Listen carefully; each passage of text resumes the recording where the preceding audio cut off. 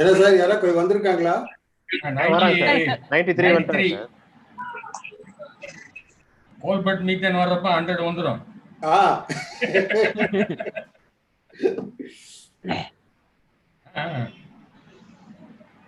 என்ன சார் யாரா வந்திருக்காங்களா?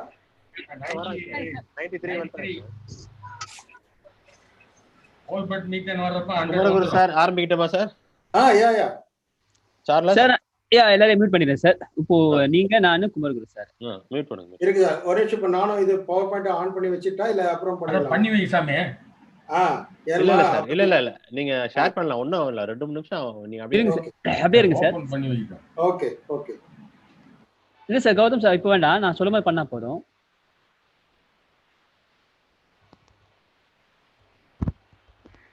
கௌதம் சார் நீங்க அன்மியூட் பண்ணிட்டு நீங்க பேச ஆரம்பிச்சிடுங்க.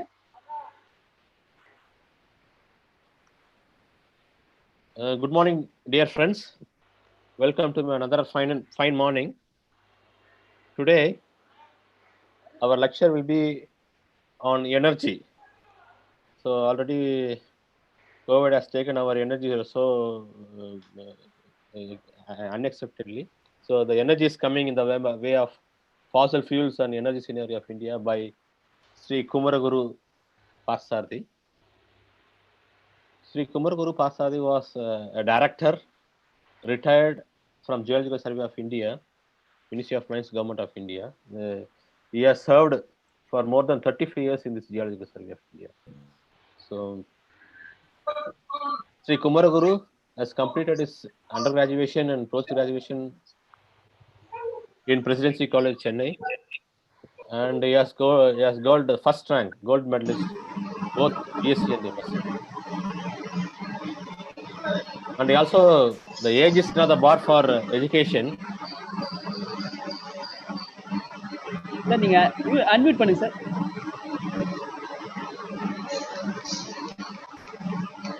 Is it audible, Charles? எனக்கு ஆடியபிள். ஒரு டிஸ்டர்ப் இருக்கு, யாருன்னு பாத்துறேன்.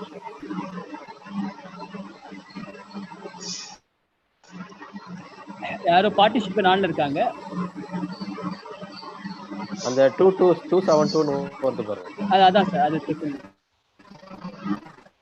Okay sir. Sir you continue. Continue sir.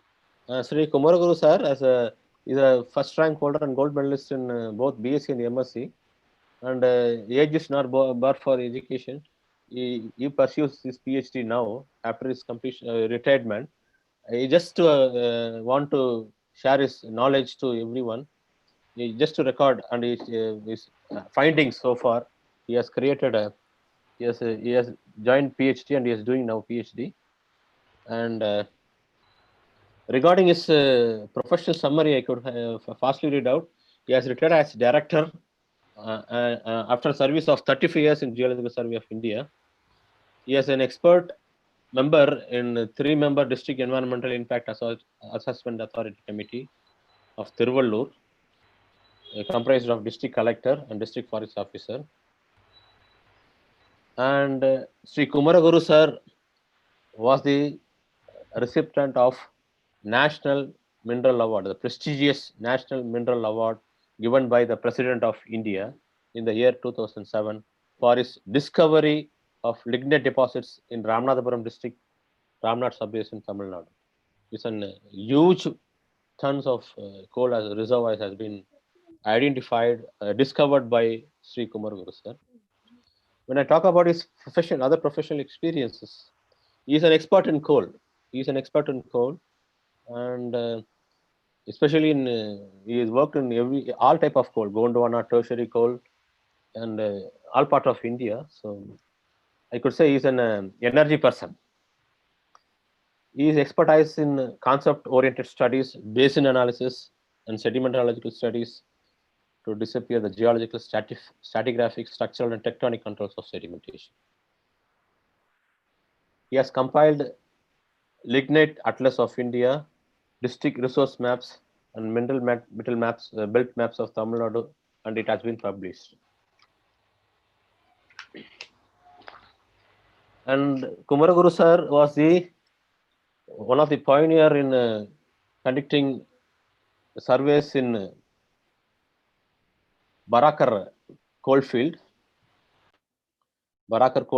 which was now in operation.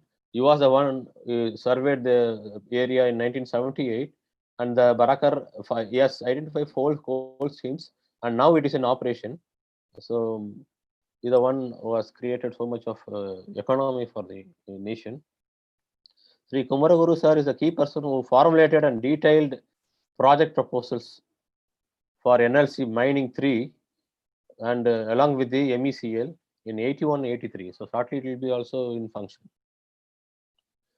As I said earlier, Sri Kumaraguru sir has discovered economically significant lignite deposits of about 500 million tons, which was in the Vizhinjam tracts of Ramanathapuram sub-basin. We just identify 500 million tons of lignite. He has carried out exploration work in 3 major lignite fields in Neyveli, Mannargudi, and Ramanathapuram. So the total lignite resources of his work carries up to 4,000 million tons to the national inventory. You just imagine the economical input he has given to the nation. He has also involved in preparation of lignite atlas of India. So many things I can say. He has published so many research papers, and I keep on say so many things from of Sri Kumaraguru sir. To sum up, Sri Kumaraguru sir is a committed team leader and manager with good communication, proven skills in planning, organization, solving problems, and capable of delivering results. He is a result-oriented man, field person. I have a very good experience by traveling with him for so many fields. Now I request our honorable resource person to take up the session. Sir, please.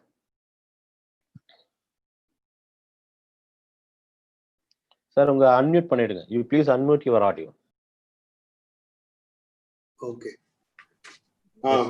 Thank you, Dr. Gautam, and good morning to everybody. And thanks, Dr. Gautam, for giving speaking nice words about me. At the outset, I would like to thank Dr. Devanathan, the principal in charge, Presidency College, Dr. Gautam, HOD, GRE Department, and Dr. Charles Dana for organizing this webinar. And it is the first of its kind in Presidency College. And I'm fortunate enough to be associated with this webinar, and for which also I thank again to Dr. Gautam. And it has given an opportunity to reach a wide range of people.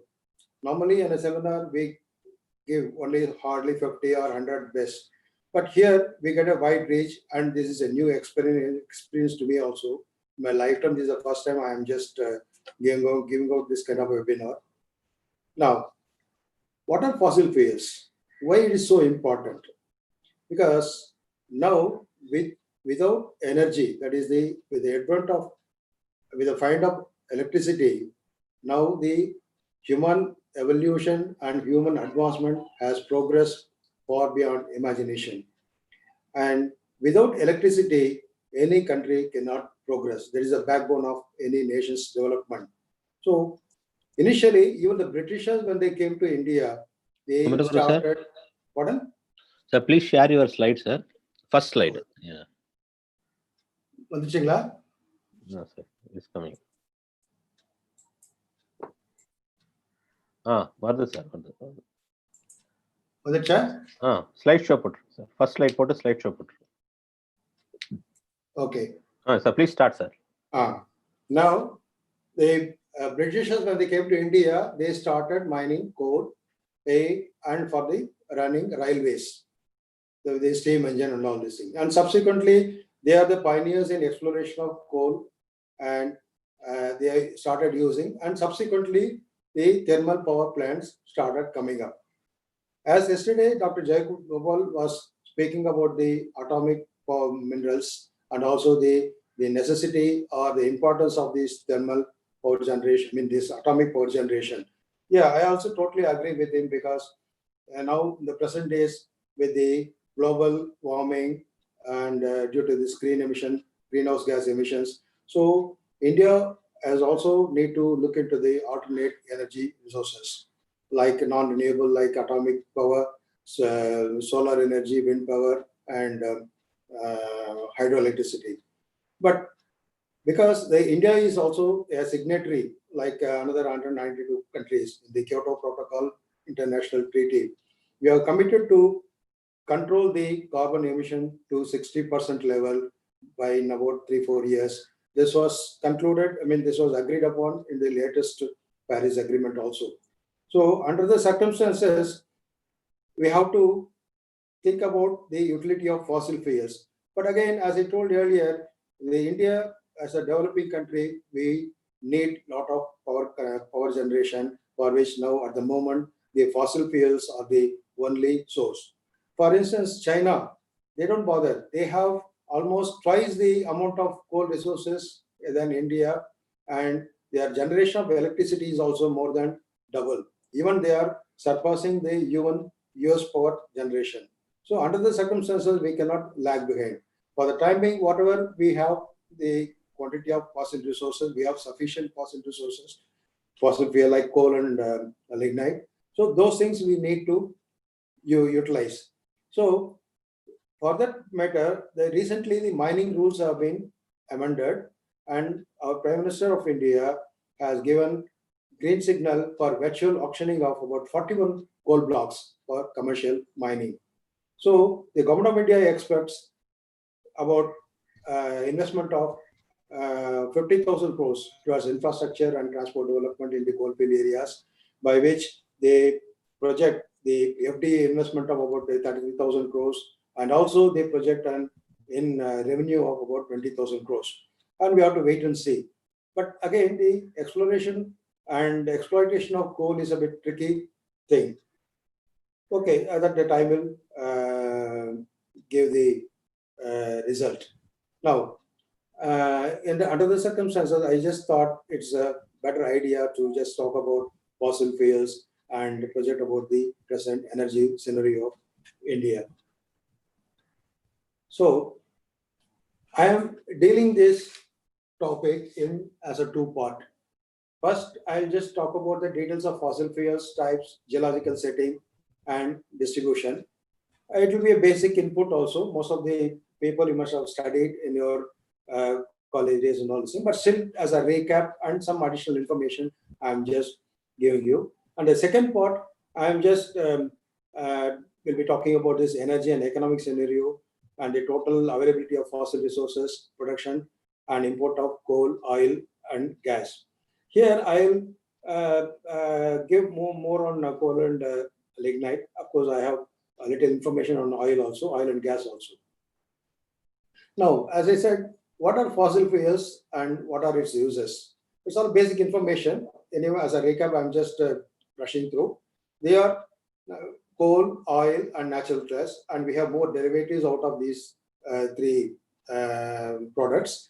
And fossil fuels are the prime sources of energy. They form from plant and living organisms which are buried millions of years ago, and they undergo the diagenetic changes due to physicochemical changes, and because of this high pressure temperature.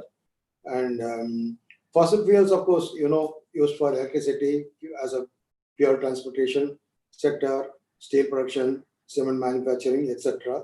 Different types of fossil fuels have different uses. Now, one of the major derivative of coal and lignite is the coal bed methane. See, they occur within the coal and as fractures as the molecular level and all. This is the recent phenomena. India is trying to generate this coal bed, work on this coal bed methane. Some few companies like Reliance and the Great Eastern Corporation are already exploiting this coal bed methane in Asansol and Shahdol area. And it is nothing but methane. But only the problem is, it causes a lot of environmental problem because this groundwater pumping and all this thing, and it is beyond the subject now. Now, we have many byproducts of coal and lignite. And what are they? As I told you already, the coal bed methane. And besides that, the burning of coal leaves enormous amount of coal ash in thermal power stations. So these ash are being thrown away just like that. But our recent studies, like especially the China, are far advanced in this respect. The coal ash contains a lot of lithium, and also they contain REE. So these are very rare elements which the current scenario, the India is very much in need of it. Just like coal, and we should not waste the coal ash also. A lot of work has to be done in this respect. Whereas the China is now far advanced in the extraction of this REE, and besides that, they have the regular REE mineral deposits also. So only we have to develop our coal ash without wasting it.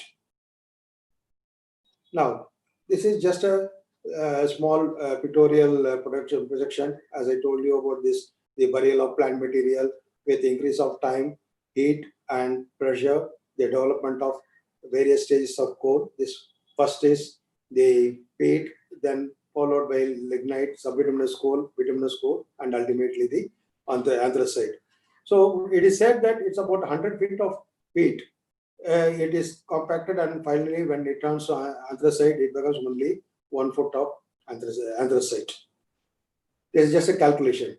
And now, what is coal? Coal is just an organic and clastic sedimentary rock, because basically it's an organic matter, and because of the deposition in the fluvial or marine sediments, so we get some classic sediments also. So a generalized, the analytical input of this coal. I have taken an example from Barakar coal of Damodar Valley. It contains 2% moisture, about 18 to 38% of volatile, 85 to 90% of carbon, that is on dry mineral free basis, and ash content up to 15 to 30%. The coal fields nowadays, they accept even up to 34-35% also now with the coal washery plants and all this thing. And whereas this lignite, the only main difference is the lignite contains the moisture of about 45 to 50%, and ash content is less than 15%. That's the only major difference. Of course, the calorific value also, it is more for coal and lesser for lignite. Now, we'll just see what are the coal deposits of India. So, while talking about the coal deposits, you have to see where are the locations and at which period they have formed. So, these are very important questions that need to be addressed. So, already the Britishers, as I told you, they have come and they have made a lot of surveys and all this thing. So, they found a lot of coal in Jharia, Raniganj, and all this thing, which they started mining. So, what we find now is the Gondwana basins of peninsular India, they are the main repository of the coal deposits. And the Gondwana basins, again, how do they form? Because of the rift basins. And there are main three rift basins trending east-west, northwest, southeast, and east-northeast and west-south directions. So major coal basins are the Damodar, Son, North Koel, Mahanadi, Satpura, Pranhita Godavari, and Rajmahal. So this is the map showing this thing. As I told earlier, these are the east-west trending rift basins. Is a continuous. Of course, there are disconnections also in between this thing. Starting from Damodar Valley Basin, then Koel Basin, Son Basin, and Satpura Basin. Here is the Rajmahal, and this is the Mahanadi Basin, and this is the Pranhita Godavari Basin. They are all quite long, linearly trending basins, and we have got number of coal fields. In Mahanadi, we have this Talcher and Red River coal fields, which are the major repository of coal. And Damodar Valley, we have a lot of coking coal. That's very important because, in fact, the government of India is importing high-grade coal because we don't have much of coking coal. Coking coal are used mainly for the metallurgical purposes. So, in fact, India has imported last year 235 billion tons of coal, high-grade coal, which is costing about 1.7 lakh crore. Now, when we talked about this area and what are the periods of formations of coal and lignite, the coal have formed basically in India in Permian age. Permian age that is occurring in the lower Gondwana sequence, whereas the bituminous coal and lignite deposits are formed in Paleocene and Eocene age. So actually, what happens in tertiary, except in northeastern part, rest of the India we have only lignite of Eocene age. In northeastern part, because of this some tectonic input or this thing, the lignite has become subbituminous. Where in global concern, coal occurs in Carboniferous, Cretaceous, Paleocene, and Eocene age. These are wide range of age the coal is occurring. Now, this I am giving you a synthesized stratigraphic input of the Gondwanas and where the coal occurs. This is just giving a comparison of some few basins like Damodar Valley, Son, Satpura, and Godavari. So here, Damodar Valley, we have this lower Gondwanas comprising Talchis at the base, then Kararbari formation. This is only exclusive to Damodar Valley. It's not occurring elsewhere. Then comes this Barakar, then Barren Meshes and Ronigan, and these are all upper Gondwanas. In the coal occurs basically in Kararbari, thin seam, very, very good quality coal. And major coal seams are available in Barakars of all the coal fields like Son, Mahanadi, and Satpura, Godavari, everywhere. And again, another set of coal seams occur in Raniganj. And that's equivalent we get in Andhra Pradesh in Kamtis, lower Kamtis. So the quality, again, it varies between Barakar and Raniganj. Barakar coals are still better and very thicker. And all these coal are pertaining to only the Permian age. Now, this is the overall distribution of map of India showing the lignite and coal fields. As I told, these are the basins: Mahanadi Basin, Godavari Basin, Damodar Basin. These are the main coal-bearing areas. The northeastern part we have this Assam, Arunachal Pradesh, Meghalaya. We have coal, and these are the lignite-bearing areas.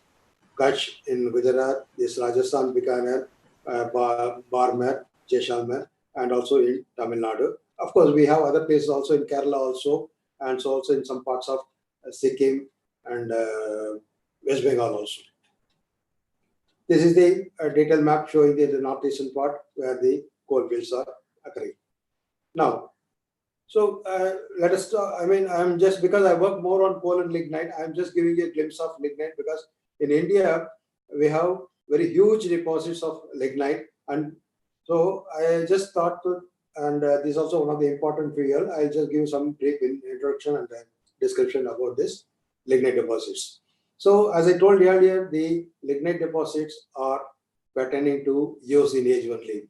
I would like to make a small mention that actually hitherto it was thought that lignite are as an important parcel of Cuddler Formation, which is of Miocene age, which is not so. There has been proved long back that lignite occurs only in Eocene age, and to certain parts of Rajasthan and Gujarat, they occur in upper Paleocene also.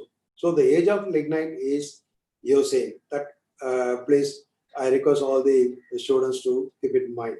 And there is one more minor formation, which is lignite formation. They are occurring in Kerala, West Bengal, and Kashmir. They belong to Miocene. But this is economically very, very insignificant. It's for just academic sake only. And in Tamil Nadu, Neyveli, Mannargudi, Ramanathapuram, they are the main lignite areas. So this is again showing the lignite fields of Tamil Nadu, this Rajasthan, Gujarat, and all this thing. See, we have lignite of total resource so far totally established is about 46.7 billion tons. In this, we can quarryable prospect is about 9.4 billion tons up to 150 meter depth. Because there is unlike coal, the lignite is being mined under open cast mine. So we cannot go beyond 150 meters. In fact, the maximum depth that has been reached in the naval area is about 120, 125 meters only. There are some technical problems. And Tamil Nadu contains 36 billion tons of coal, Gujarat 2.7 and 6.4 billion tons of lignite in Rajasthan. Now, this is the Tamil Nadu map showing the main major lignite field. This is Neyveli lignite field, north of Kultam River, the south of Kultam Mannargudi lignite field. This, sorry, this alone consists of about 26 billion tons. And this is the Ramnad subway field, which was established by me based on certain input, some analysis, basic analysis studies, and for which I received the National Mineral Award. Now, I started with some 500 million tons. Now, we hear that more than 2,000 million tons of lignite has been already proved. This is the stratigraphic section of the Neyveli lignite pay.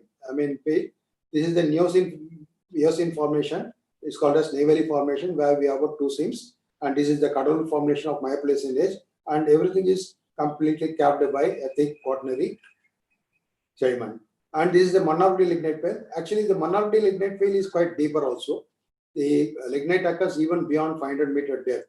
And here we have more number of seams. But the lithology and stratigraphy is almost similar to Neyveli, and for that matter, even Ramnad area also came similar lithology, but where we get only two seams. And this is just a mine view, Neyveli mine view. And this is the open cast mine, this is the lignite, this is overburden. And this is a bit close-up view. You see the take this thing, and also the ground area where it is the underclay is there. And it is also containing some uraniferous clays. Some studies have been carried out, and Dr. Jayagopal, you may be aware of it, but nothing economical has come out so far. And this is a very close-up view of a lignite seam. This is a single seam. You see a thin line. This is actually a channeling within the lignite seam.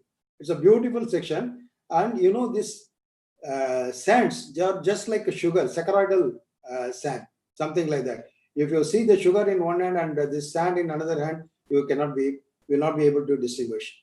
This is again another view. The one important point is that the groundwater problem in lignite mine, because it was under artificial condition for quite long. Now all these have come down. The groundwater level has been lowered down to 120 meter depth because of mining parameters. There's a continuous pumping. The day they started the mining, even today, the continuous pumping is being done in order to mine out this lignite. This again. Now, this is all over.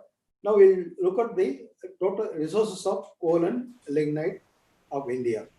So we get the total input of the national inventory on both coal and lignite through GSI, because GSI is the nodal agency. It collects data from all the agencies, and they give every year they bring out a volume on resources of coal and lignite. So the last volume came on 1/4/2008 only. The other data processing is in progress. So as per this booklet, the coal of India's total resource is about 320 billion tons and lignite is 46 billion tons, of which already coal production stands at 750 million tons in 2018-19, and annual production was 30 million tons by Neyveli Lignite Corporation, and of course by this local state government in Rajasthan and Gujarat. So altogether, so far, out of this, 16 billion tons of coal has been mined out and 1 billion tons of lignite has been mined out. So the coal resources are mainly concentrated, more than 95% of the coal resources are concentrated in 10 coal fields distributed over 6 states, of which Talcher, the Orissa coal field, the Talcher and Ib River, they contain the major coal resources compared to other fields. Of course, this Jharkhand, West Bengal, Madhya Pradesh, Chhattisgarh, Andhra Pradesh, they are the main repository of the coal basins and coal resources.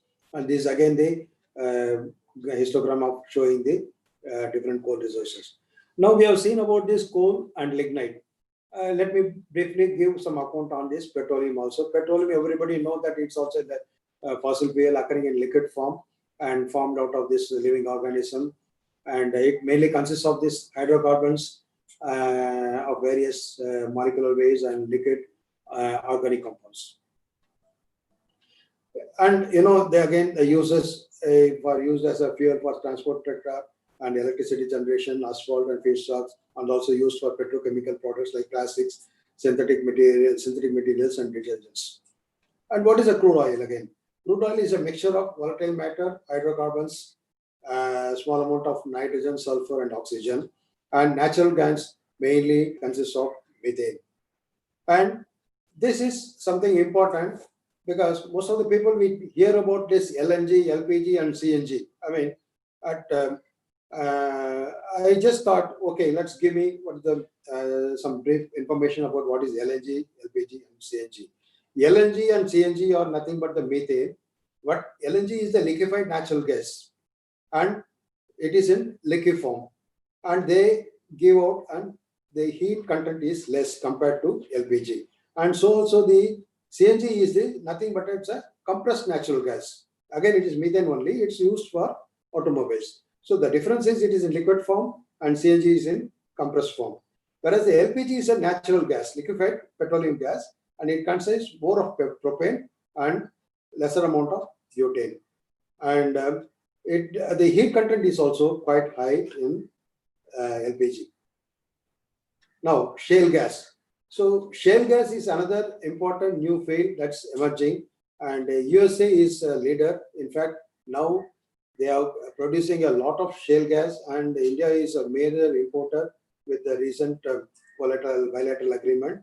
And they are nothing but they have occur in the black carbonaceous shales, because the carbonaceous shales contain a lot of organic matter, and if the content is more, so but again here the main content is methane only.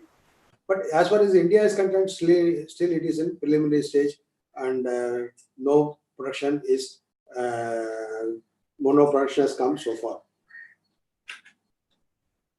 Now gas hydrates, though it is not occurring as a fossil fuel here, but it's also a fossil fuel occurring in the ocean.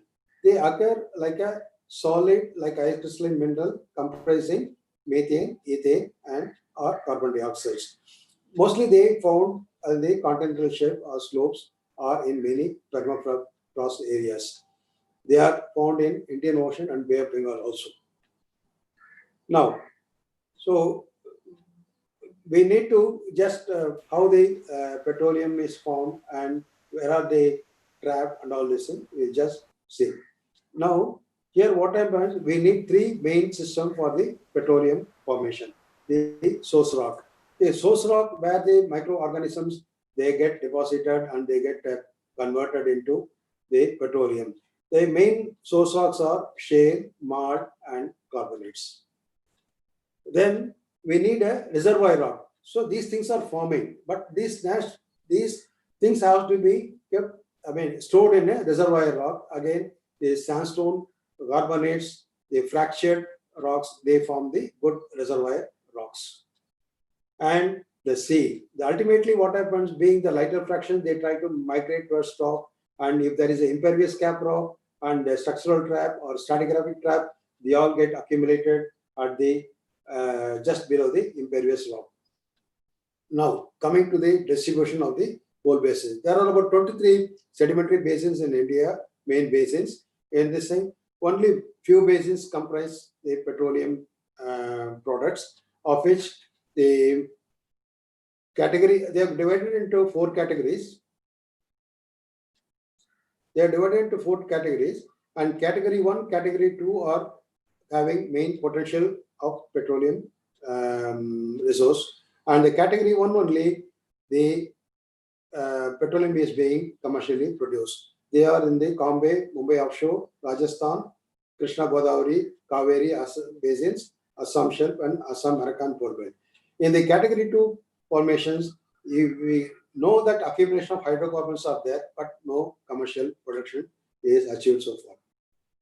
This again, the East Coast basins where we have this Mahanadi basin, Krishna basin is a major producer, and again this Kaveri basin. In Palar and Pennar basin, the occurrence is there as a falling in category 3 and 4, but no commercial productions. This is a detailed input about this Kaveri oil basin where the oil is being produced. We have high quality oil also. So here, these are the just statistics. The total sediment in Kaveri basin is about 66 kilometers, where we have 4 kilometers of Mesozoic and 2 kilometers of tertiary sediments.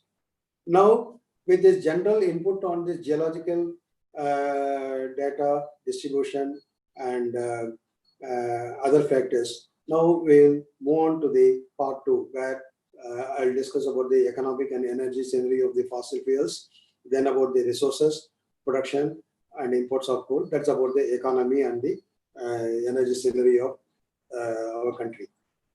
Now, this is the India's primary energy mix, where the oil content is about 36.4% and natural gas about 8.9%, where here coal forms more than 56%. The total input in the primary mix, and nuclear energy 1.5, maybe it will be more, maybe my data may be a bit old, and hydroelectric is about 2%. See, we are finding that geological department of various agencies, they are exploring, and when it's come to exploitation, the parameters are different, the rules are different. With the association of, with the foreign investors are coming to India for mining and exploitation, see, they need the exact, not the resources, they want the proved resources, proved reserves. They want the complete confirmed reserves so that they can plan there, because they are investing millions and millions of dollars. So, and India is now reassessing those potentials. That's why they recently they have put in 41 coal blocks for commercial mining. So here I give a presentation. Instead of in terms of million tons of coal or lignite, here it is given in million tons of oil equivalent. In oil equivalent is nothing but the barrel of oil, the 1,000 kilogram of oil gives how much of energy, for which how much of the equivalent energy will be given by how much ton of coal or lignite or gas, something like that. That is, it is converted into oil equivalent. So coal has proved resource of about 58,655, and of which the extractable. See, again, there is another point. See, while extracting, there is proved reserve, there are mining problems, so which there will be some mining loss. So the actual extractable, and for which there are a number of calculations, and they have given the extractable is about 20,000 million tons of oil equivalent for coal, and for coal is 1874 and 1874. I mean, here what happens in the lignite mining, as because they are doing it in an open cast mine, so they are completely taking out, except the under clay. So here the loss is less than 5%. And oil, it's about 604, and gas is about 1161. And earlier we mentioned about this coal bed methane, and there is an estimate by the geological estimate in India, which comes to about 7 trillion cubic meters or so. But again, here the proved category with the exploration by this private agency is about 2,600 billion cubic meter. Now, what is our coal consumption? This will be mostly statistics. Please don't get bored. And this consumption in various sectors. The consumption is by mainly this power industry, others. So 527 million tons by power industry, 17 million ton, and others 247 million tons. So in power, thermal power generation, they take up more than 67% of coal. And coming to oil and gas, and ONGC is a major producer. So Oil India is the next one, and again there are some minor companies. So the total crude oil percentage is about 62.5%. The Indian production is quite low. In fact, about 90% of the oil is being imported. The last year import has cost about $120 billion to cost the exchequer to our India. There's about 225 million tons of petroleum has been imported. So also natural gas. We have sufficient natural gas, but the production is taking place in a sporadic manner only. And Government of India is also enhancing the production of natural gas. Now, this is about this coal requirement and coal resources. Now, this is the coal requirement of our power sector. This projected coal requirement, that is in 2020, our power requirement will be 2,216 gigawatt, and the requirement will be about 780 million tons. Like that, for 2030, 40, it's given. So we need to improve or increase our coal productions commensurate with our requirement of power. So naturally, the government is gearing up to enhance the coal mining, coal production, and also the power generation. Now, when we compare to the India share in world fossil resources, we find that India's position is very low. In 2017, India contributed only 9%, 0.9% of the world crude oil production and 0.8% of the world natural gas production. You see, it is negligible. It's nothing when compared to the world production. And it has got only 0.3% of world crude oil resource and 0.6% of world crude natural gas. This again, unfortunately, we are not endowed with a good quantity of oil and gas resources. Whereas the coal resources, we have very good resource comparable to China and USA. So only thing we need to go in for proper mining. And this is the one. On the other hand, India is relatively better endowed with 9.4% of world crude resources and 9.3% of world production. So we are better in as far as the coal resources and production is concerned. Now this is about the imports. Coal, we have imported about 235 million tons, which I told at the beginning of the talk, valued about 17.7 lakh crores, and crude oil about 228 million tons. Natural gas, see the percentage of import is quite high in the natural gas, oil, and this value is about, I told about $120 billion. It's about 8.81 lakh crores. And overall, net coal imports contributed 14% of India's goods trade deficit compared to 65% contribution of crude oil imports during 1917-18. Now, what is the present energy scenario? That's our main issue. India requires 2.5 times increase in per capita energy consumption. It is directly related to our GDP growth and as well as the per capita income growth of the public. So for which we need about 2.5 times increase in per capita energy consumption. This is very low in India. To increase the real per capita GDP by $5,000 at 2010 prices to enter into upper middle class income group. And 4-time increase in per capita energy consumption is needed to achieve the human index, 0.8% human developed index. Now, India, though it accounts for about 18% of world's population, because we are highly populated India, it uses only about 6% of world's primary energy. And its per capita energy consumption equals 0.6 tons oil equivalent as compared to global per capita average of 1.8 ton equivalent. India's primary energy consumption lags the top upper middle income countries by a considerable margin. We need to improve.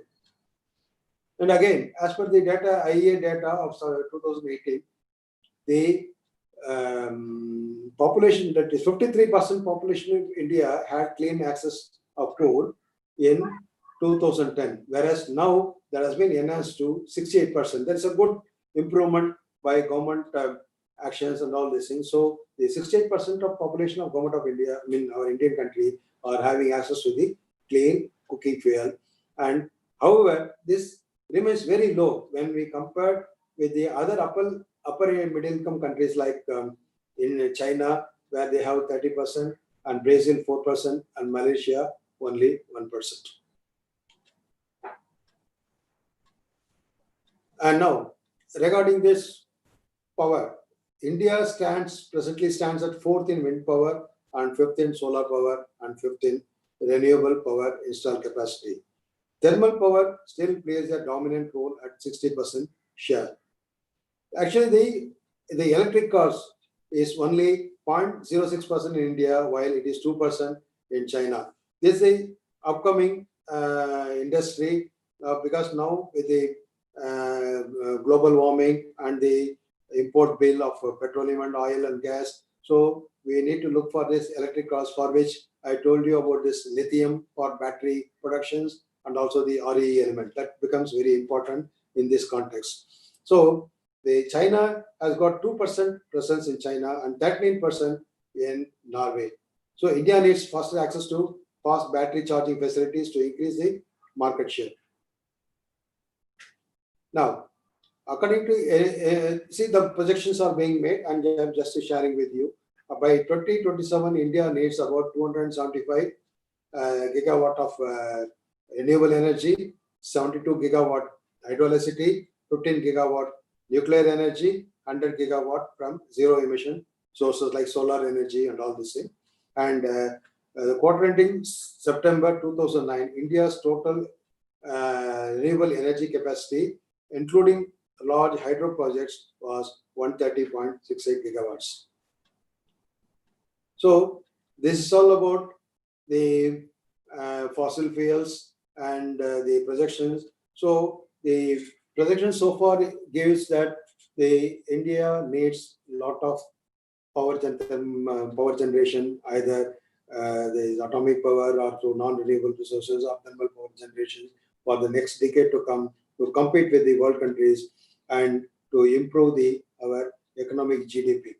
So with this, of course, we have to take care of this global warming as part of our signatory to the Kyoto Protocol, because recently even US has opened this shale gas and coal thermal power production after the Trump assumed power, because he wanted to enhance the production because it's lying unutilized. So despite, in fact, he had gone out of this treaty to improve their business chances.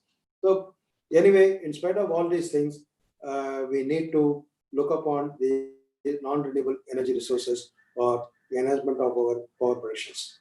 And thank you. Thank you, sir. Sir, thank you. Thank you very much. You can now the participants can unmute your audio and you can ask questions. Shall I ask? Yes, sir. Yes, sir. Please. Mr. Kumaraguru, Yes. Congratulations for excellent presentation, because I know you for more than 40 years. You are the authority on the subject. And what I would like to know is, because myself and Ranganathan were associated with the basin analysis in the Kaveri Basin for concept-oriented study, wherein we got the sillimanite, kyanite, sedimentary, heavy mineral analysis. We got in almost from the top horizon up to the lignite, kyanite and lignite, both in the Neyveli area as well as in the Mannargudi area drill sections. Of course, we have taken in the Neyveli area groove sampling and found this ilmenite and kyanite association in the sediments are invariably present. So whereas if you just compare, the sediments were deposited from the west to east in the north of Kaveri, you don't get the kyanite sillimanite association at all. It is mostly the Charnakite and migmatic source. Whereas in the south of Kaveri, Mannargudi and other places, you have the chondritic sequence. You have the source for the kyanite and sillimanite. Dr. Nathan must be knowing about it. So this is a very intriguing question. That was the thing, whether the deposition had come from the southwest to the Neyveli Basin or something like that. Is there any studies to you can just throw some light? Yeah, thank you. See, the sedimentation part of it, first of all, I don't know whether you just told that the sediments contain this sillimanite, cordierite and all these things, kyanite and all these things, at the sediments overlaying the lignite, isn't it? Am I Yes, correct? that is true. Yeah. So what happens, as I told you, this lignite belongs to Neyveli formation of Eocene age. So the deposition of these underlying sediments or the associated sediments with the lignite, they come from west only, and towards the eastern part of it, basically maybe in the down dip directions towards coast and all these things, we get the equivalent of Cuddalore formation, what is called as Titacheri formation, which is considered to be a partly marine sediments. So therefore, there is a possibility because of this wave action, because this Titacheri formation is equivalent of Cuddalore formation of Miocene age, the likely because the Tamil Nadu coast contains a lot of heavy minerals associations all through. So there could be a possibility that this kyanite selenite could have got deposited in the sediments in the eastern part of above Neyveli lignite field, above the lignite zone.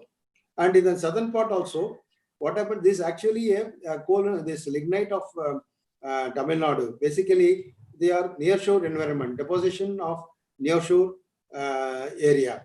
It's not completely fluvial because we have some associated intercalations of these fossil zones also, and also some tidal inlet and lagoonal variations are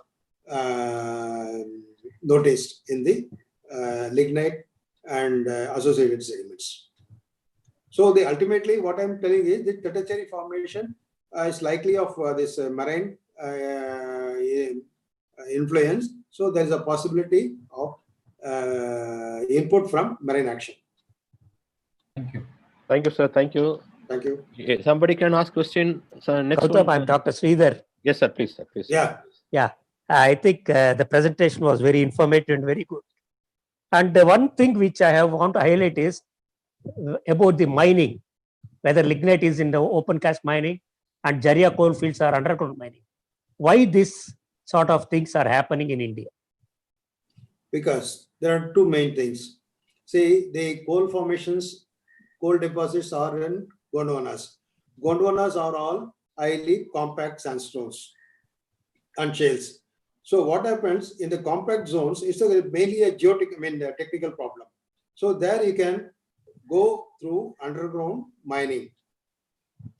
Therefore, in coal areas, wherever the outcrops are exposed, so you can open nowadays this coal mining, open cast mining are also coming up at a limited level where the good outcrops because so at a shallow level.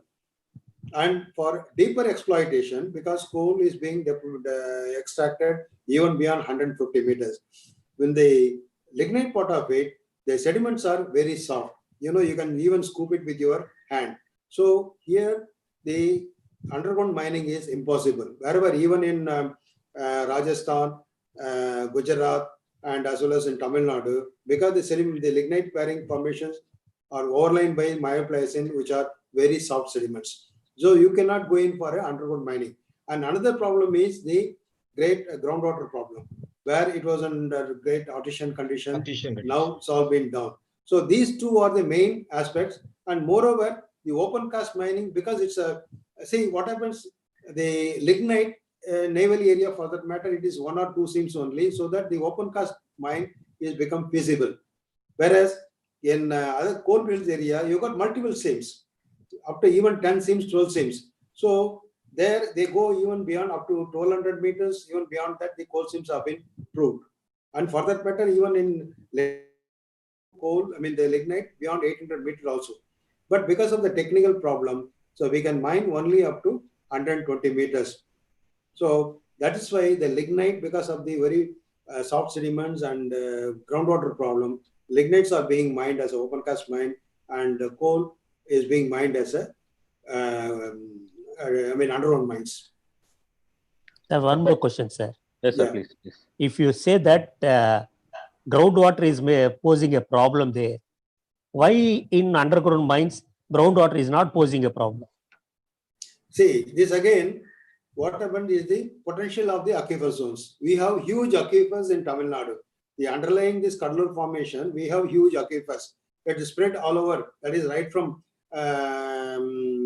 Neyveli to almost Patakote and all this thing. So all the meteoric waters, those things are coming out because of the pumping and all this thing.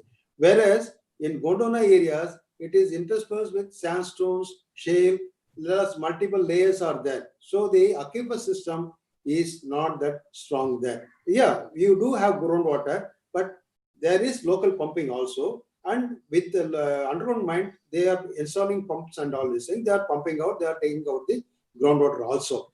There is a leakage also along the mine section. These are being pumped out. It doesn't cause major problem in underground coal mining. But the same thing had happened in Rajasthan in one area, similar to what had happened in Neyveli area in 1960s. The same had happened at and the Bikaner area, one mine, they made a test pit. Suddenly they mine it heaved and the whole pit was filled with water. It's about 50 meters of thick, pile of water. So the groundwater system was quite high there. They stopped it, and probably subsequently they might have, because after that I didn't go there, so I was not aware of this further developments. So this is happening in Gondwana and these younger formations. Thank you, sir. Thank you. Thank you, sir. Is there Thank you any very much, question? Some participant to ask? Yeah. Let me ask the question. Again, Sir. excellent Yes, sir, please, please. presentation. Excellent presentation. I think Dr. Thank you. Kumar deserves full appreciation because the energy sector is a major now concern Thank you, for sir. our country, and he has given the overall glimpse of the position of our energy minerals in our country and the substitute that we have to look for it. It is in continuation of what our friend Dr. Kanishkan has asked Yeah. about the presence of kyanite and sillimanite in the sediments that are overlying in the lignite. Because I was there at the time in the same office where Dr. Kanishkan and M. Ranganathan, they used to meticulously study the minerals, and they were identifying kyanite and sillimanite. Right from that time onwards, we started thinking what could be the provenance for these sediments. In that aspect, I just want to clarify from Dr. Kumaraguru whether the paleocurrent directions were, for each is a separate basins we consider. Manargudi sub-basin and then this Neyveli basin and all these things. Any paleocurrent directions were identified based on the sedimentological studies or something like that, so that we can, because north of Palakkad Kaveri, we do not have condolites at all. Then where from the sillimanite and kyanite has come into the Neyveli basins? Ramnad sub-basin and other things we can attribute because condolites occur south of Palakkad Kaveri. Yesterday we have been discussing. So we have to identify whether it is a westerly source. The provenance lies west of the crystalline sedimentary fault. Obviously, it has to be. But where are any such data regarding the paleocurrent directions? Whether any data are available in any published literature, so that we can try to think it. Maybe with some buried, the source is not exposed because the charnakite cover is there. Interbanded sedimentary rocks with the kyanite and sillimanite, they were eroded and then they got deposited during that Eocene time. So this is just one point I just want to ask from Dr. Kumaraguru. Yes, any good question. Unfortunately, no, because the southern Tamil Nadu, it is completely covered by the quaternary sediments of this Kaveri alluvium. It's a major part of the basin in the coastal area. It's completely covered. Even the thickness of the alluvium in our boreholes, we have seen that it ranges about 25 meters in Neyveli area and goes as depth as deep as 100 meters, 110 meters in Mannargudi area, even Ramnad area.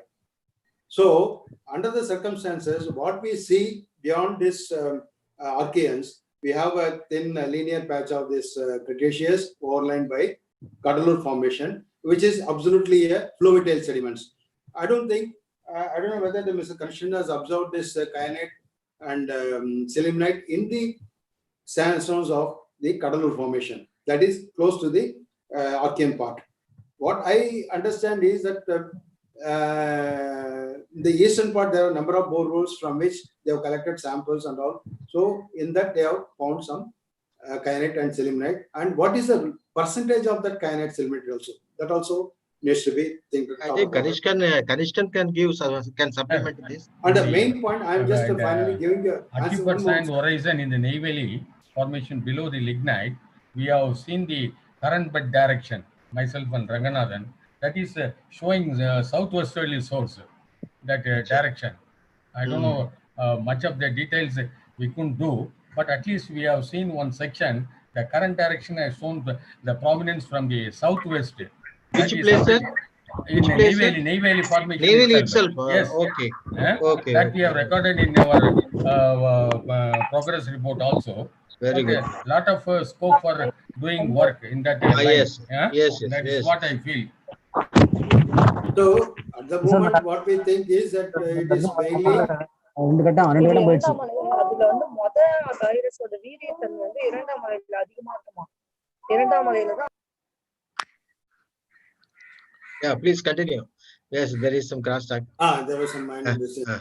So, as Mr. Kanishkan told, the current directions we have also observed in sandstones. See, there are no current directions in Cuddalore because there's a mainly clay sandstones. When the underlying sandstones below the Cuddalore sandstone and above lignite, because below lignite now nowhere it is exposed because of the water problem and all this thing. Only in mine section we could see the whole vertical section.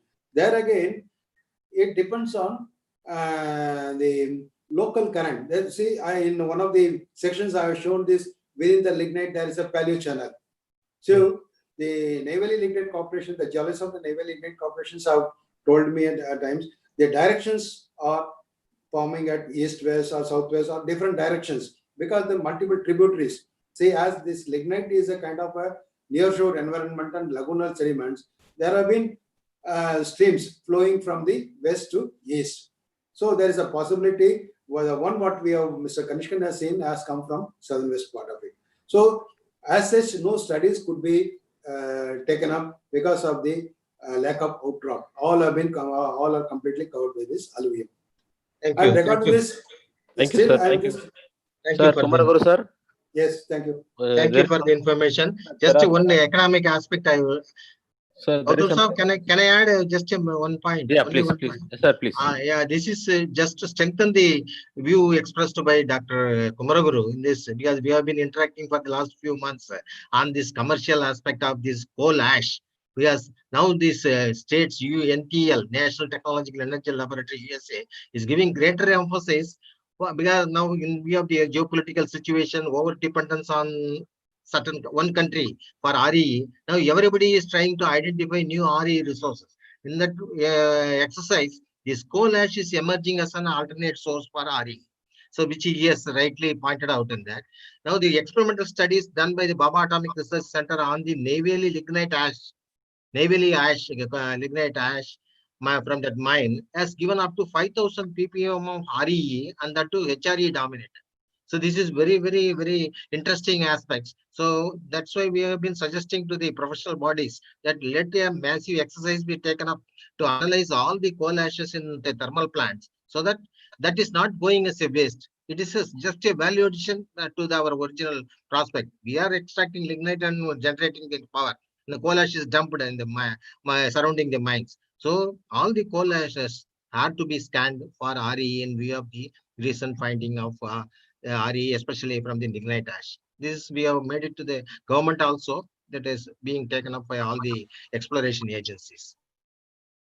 All these students also, the PG students, research students, they can, this is a new avenue. Yes, they exactly. can take up their work also. One project can be taken up. One DST projects can be taken up. It This will is be one of funded the- by the Department of Atomic Energy. I am Very quite good sure. potential. Even now, a couple of days back, Ministry of Mines has invited S&T proposals from all the academic institutions. I would request Dr. Gautam sir to kindly go through it and then put one or two research scholars on that. All the thermal plant coal ashes can be sampled and analyzed for RE. That is the only thing. Then afterwards, we can think of where from that coal as lignite has come or coal has come. We can go to the primary source. Even lithium also. Lithium also.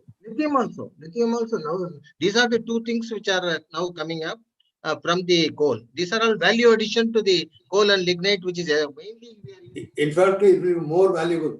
More valuable, yeah. Lithium and RE are going to be the real ones. We change over to the electric vehicle. The electric vehicle has to be run by the lithium batteries.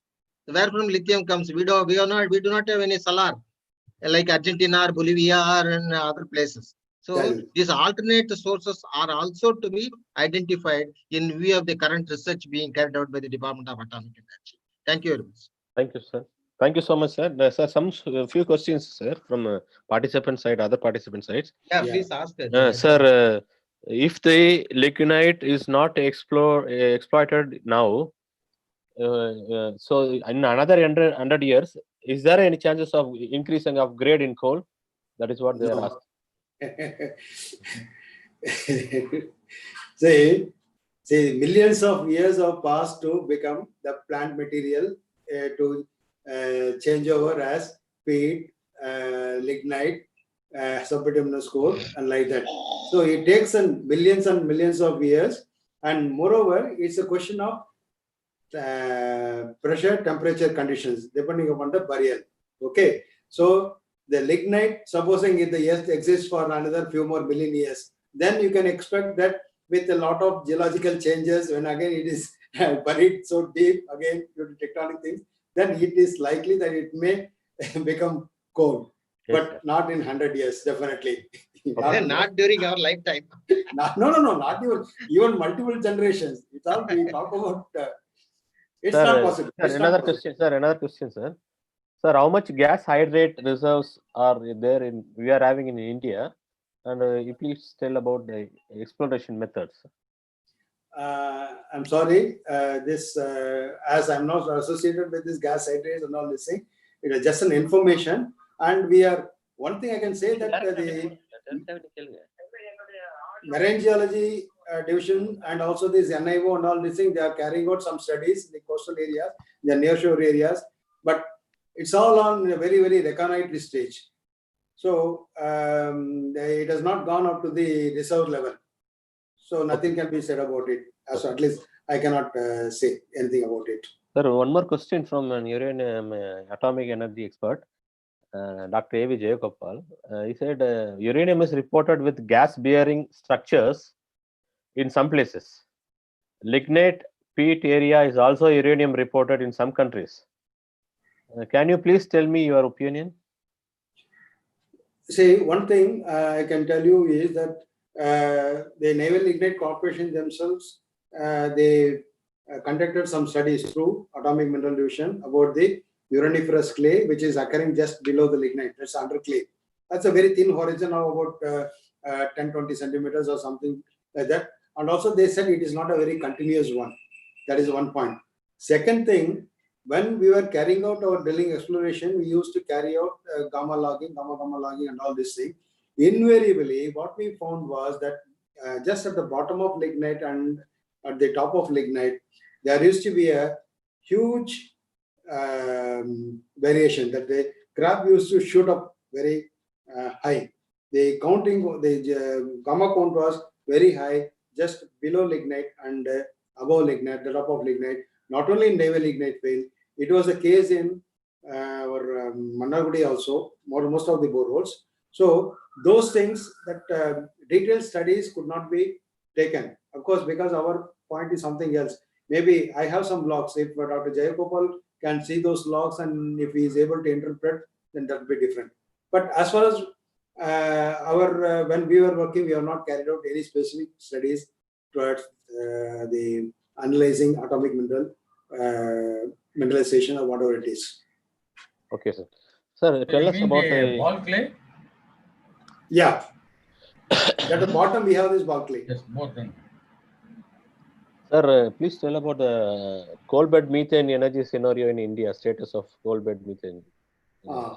See, this is a new field that is emerging in India. Of course, the abroad coal bed methane, underground coal gasification, coal gas like that. There are so many. They are all in different stages of exploration and exploitation also.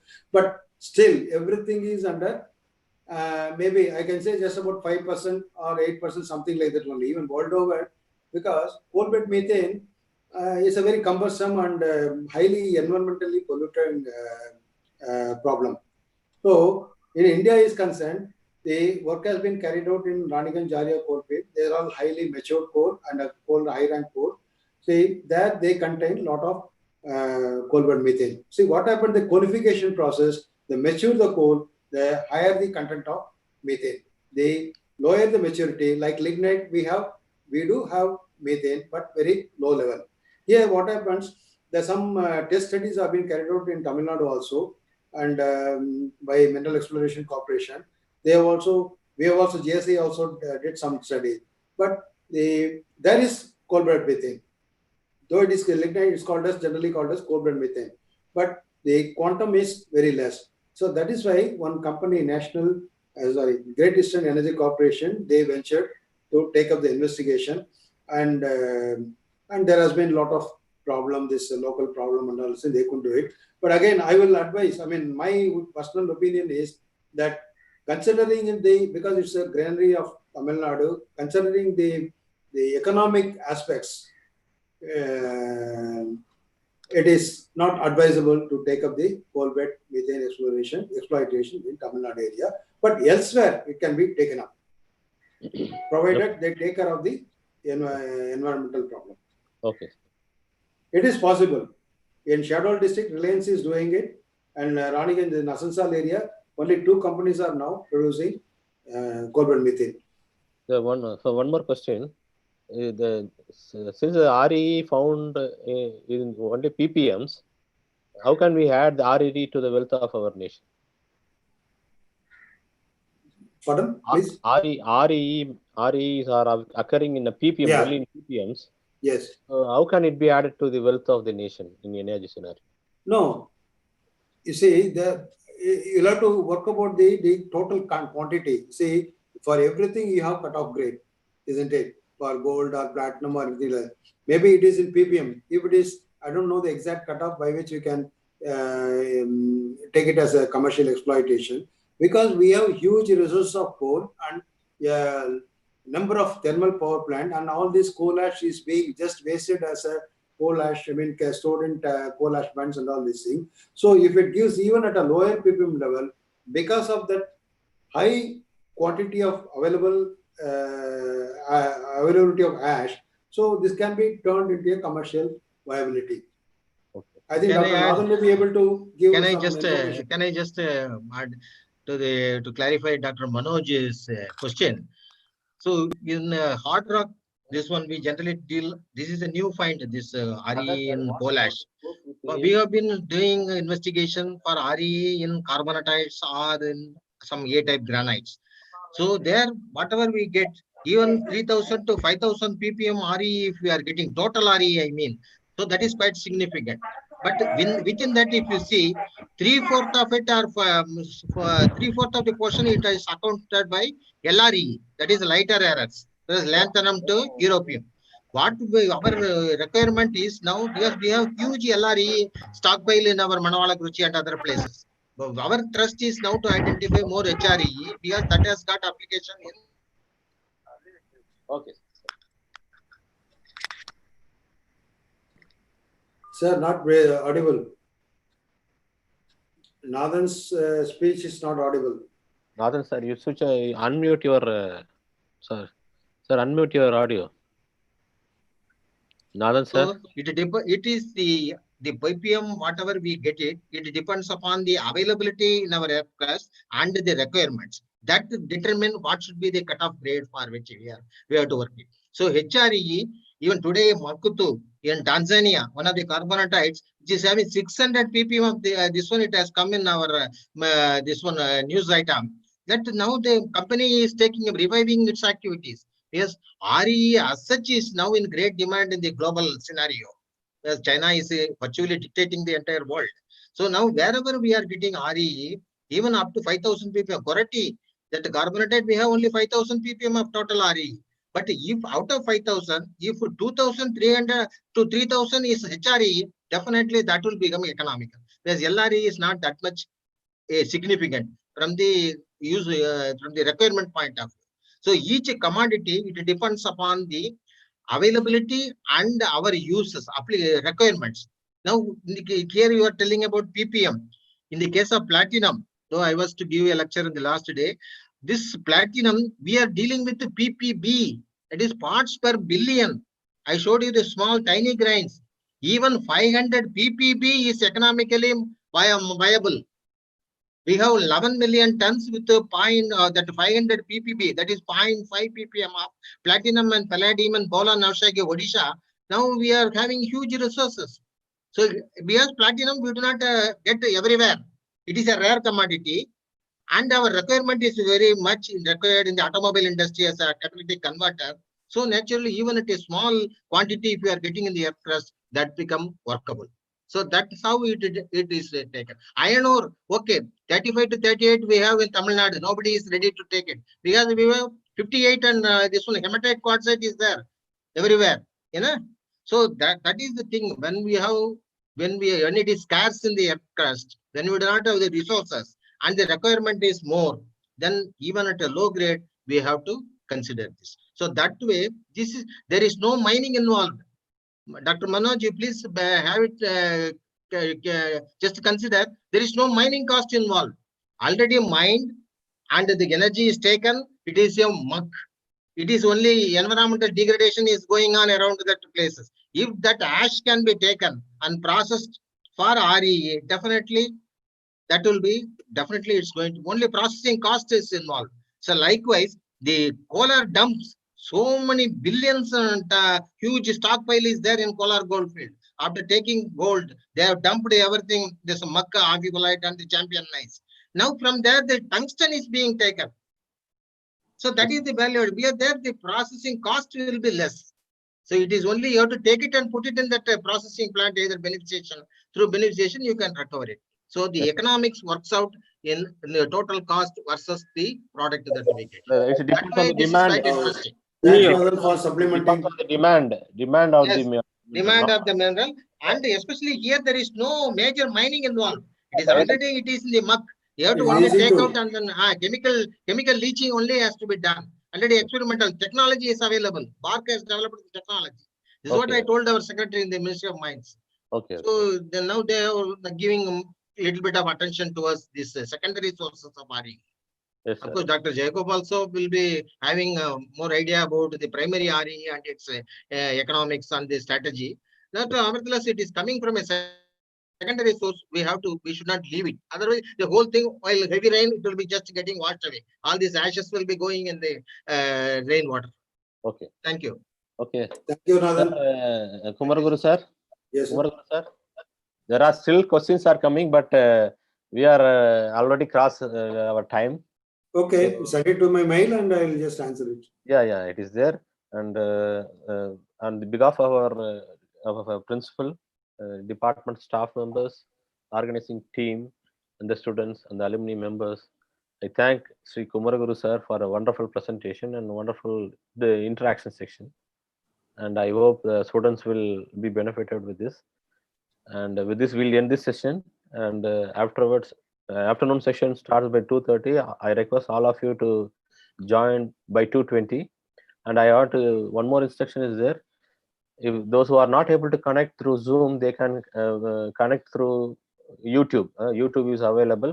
You can see live of the program in the YouTube also. Right? Both the links will be sent to you. And today afternoon we will see by 2:30. The 2:30 the sharp presentation will start. So I request all of the participants to join by 2:20. Good morning, you, sir. Thank you. Thank you. Thank you. Carlos. Thank you, sir. Thank you. Thank you very much. Thank you, sir. Thank you. Shall I close the session? Yes, Okay, yes, please. okay. Okay, sir. Thank you, sir. Thanks to all. Thanks to all. Thank you all. Thank you, sir. Thank you, Kumar, sir. Charles, correct எல்லாம் வந்ததா? Yeah, okay, sir. Fine. Fine, sir. Nice. எவ்வளவு பேர் இது பண்ணாங்க? Participant under sir, நமக்கு YouTubeல Okay. 34 வந்திருக்காங்க. சரி. Yes. In the flip. It is a major mine. Thank you, sir.